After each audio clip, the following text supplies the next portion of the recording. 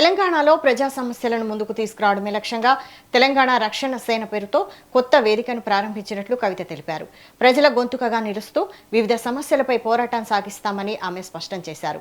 ఈ వేదిక రాజకీయాలకు అతీతంగా పనిచేస్తుందని, ప్రజల తరపున ప్రభుత్వాన్ని ప్రతిపక్షాన్ని ప్రశ్నించే దిశగా అలాగే తమ కార్యకలాపాలు ఎన్జీఓ రూపంలో కొనసాగుతాయని తెలిపారు.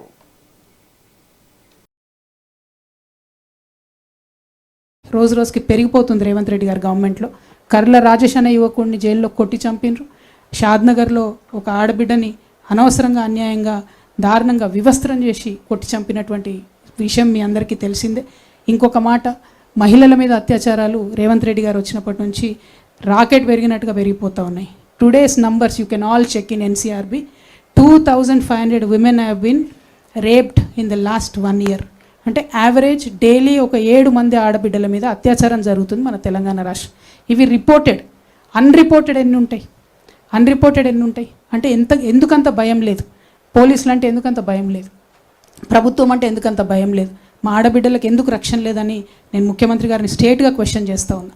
At the same time communal violence బీభత్సంగా పెరిగిపోతుంది. రోజు ఏదో ఒక దగ్గర ఒక గుడిలో అమ్మవారి విగ్రహాన్ని ధ్వంసం చేస్తారు, లేకపోతే ఒక మసీద్ని ఏదో చేస్తారు, లేకపోతే ఒక చర్చ్ మీద దాడి చేస్తారు. Why is this happening? Why are you not able to control? అంటే హోమ్ మినిస్టర్ మీరే ఉంటారు, లా అండ్ ఆర్డర్ కంట్రోల్ చేయరు. హోమ్ మినిస్టర్ మీరే ఉంటారు, మహిళలకు సెక్యూరిటీ ఇయ్యరు. విద్యాశాఖ మంత్రి మీరే ఉంటారు, పిల్లలు చచ్చిపోతున్నా కూడా రివ్యూ చేసే అవకాశం ఉండదు.